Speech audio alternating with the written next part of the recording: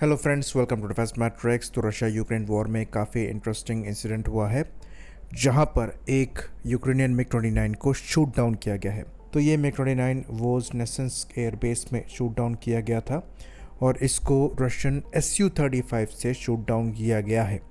तो यहाँ पर जो डिस्टेंस है इस शूटिंग का कहा जा रहा है कि अप्रॉक्सीमेटली 190 किलोमीटर्स है, यानी कि ये इंटरसेप्शन 190 किलोमीटर की रेंज में किया गया है। एयर टू एयर इंटरसेप्शन है और फाइटर प्लेटफॉर्म का है सबसे बड़ी बात। तो शुरुआत में इसको लेकर रिपोर्ट आ रही थी कि एक अनआइडेंटिफाइड मिसाइल से ये शूट किया गया है, लेकिन बाद में कंफर्मेशन कुछ आने लग गए R-37M मिसाइल के द्वारा इसको शूट किए जाने के। तो यहाँ पर दो बड़ी चीज़ है। पहला कि R-37 मिसाइल से इतने लॉन्ग रेंज में फाइटर साइज ऑब्जेक्ट को शूट डाउन किया गया है। दूसरा, इतने लॉन्ग रेंज टारगेट के लिए हाई क्वालिटी ट्रैक मेंटेन किया गया है एयरक्राफ्ट के रडार द्वारा ताकि वो मिसाइल को गाइड कर पाए।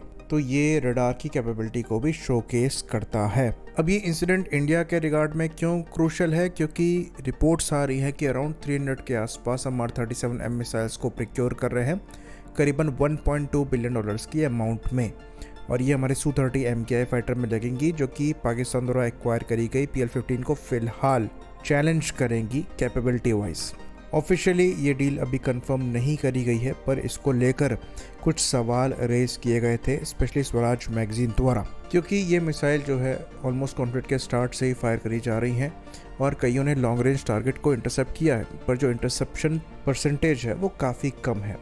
साथ में यहाँ पर यह भी कहा जा रहा है कि मिसाइल की मैक्सिमम रेंज तो 300 किलोमीटर के आसपास की बताई जाती है, लेकिन फाइटर साइज ऑब्जेक्ट्स के लिए जो कि मनूवर कर रहा हो ये रेंज ड्रॉप होकर 120 किलोमीटर हो जाती है और नो एस्केप जोन फर्दर नीचे चला जाता है। ये खाली 30 से 40 किलोमीटर का है। तो स्वराज मैगजीन का ये जो डेटा था ये कितना एक्यूरेट था, इस पर अब सवाल इसलिए उठना चालू हो जाते हैं क्योंकि 190 किलोमीटर की रेंज में फाइटर साइज ऑब्जेक्ट को हिट किया गया है और मिग 29 जो है वो कोई अटैक एयरक्राफ्ट नहीं है, वो हाईली मनूवरेबल प्लेटफॉर्म है। इनफैक्ट हम ये कहेंगे कि वो दुनिया के one of the most manoeuvrable fighter platforms में से एक है। तो फाइटर साइज ऑब्जेक्ट के लिए डेफिनेटली जो रेंज है वो 120 किलोमीटर से ज़्यादा की ही है। तो R-37M एक बिल्कुल डिफरेंट मिसाइल है PL-15 के कंपैरिजन में। वर्किंग प्रिंसिपल भी यहाँ पर काफ़ी डिफरेंट है।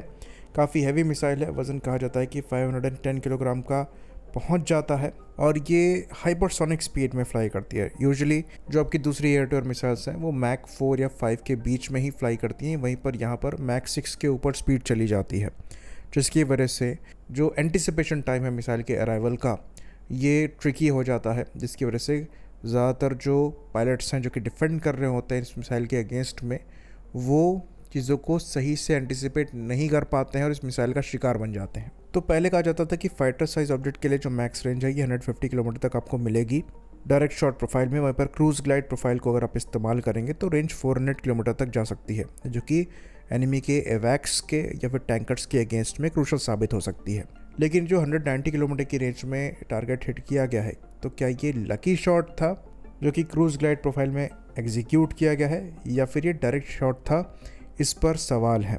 तो सच्चाई यहाँ पर यह है कि एक्चुअल में ये मिसाइल कितनी कैपेबल है इसके बारे में कोई नहीं जानता है।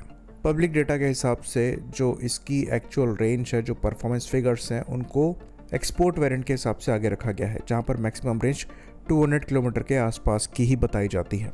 बाकी ये चीज़ भी हम एक्सप्लेन कर चुके हैं कि जब आप एक्सट्रीम लॉन्ग रेंज शॉट्स लेते हैं तो हिट प्रोबेबिलिटी काफ़ी नीचे चली जाती है। उसके पीछे सबसे बड़ा कारण ये है कि आपको हाई क्वालिटी ट्रैक मेंटेन करने में टारगेट के परेशानी आती है, और ये परेशानी इवन इंडिया को भी आएगी। रशिया को थोड़ा कम इसलिए आएगी क्योंकि ये इनकी खुद की मिसाइल है, तो उसमें अगर ये वेपन ग्रेड का डेटा लिंक लगाते हैं और एवैक्स के थ्रू भी टारगेट पर ट्रैक बनाकर मिसाइल को गाइड करने की कोशिश करते हैं तो कर सकते हैं। ये चीज़ रशिया द्वारा टेस्ट करी जा रही थी।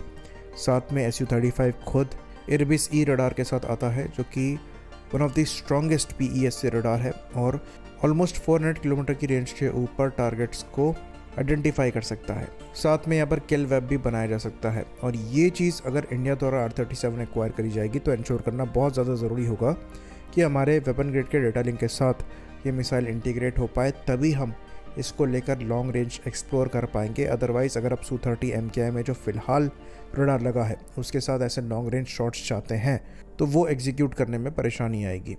हाँ, अवैक्स और टैंकर जैसे प्लेटफॉर्म्स के अगेंस्ट में ये मिसाइल इफ़ेक्टिव साबित हो सकती है। तो ये एक्सपेंसिव मिसाइल ज़रूर है, पर अगर आप सपोर्ट प्लेटफॉर्म्स के अगेंस्ट में इनको यूज़ करते हैं तो इफ़ेक्टिव साबित होगी। साथ में फाइटर प्लेटफॉर्म के अगेंस्ट में आप उनको डिफेंसिव कर सकते हैं। तो BVR कॉम्बैट में ये भी काफ़ी इंपॉर्टेंट आस्पेक्ट होता है और इस मिसाइल की जो इफेक्टिवनेस है वो देखी जा चुकी है। तो क्या हाई हिट प्रोबेबिलिटी आपको इतनी लॉन्ग रेंज में किसी दूसरी मिसाइल से मिलेगी? तो ऐसा नहीं है। इवन ऑपरेशन सिंदूर के टाइम में जब पाकिस्तान ने PL-15 मिसाइल का इस्तेमाल किया था तो वहाँ भी जो मैक्सिमम मिसाइल्स हैं वो टारगेट को हिट नहीं कर पाई थी।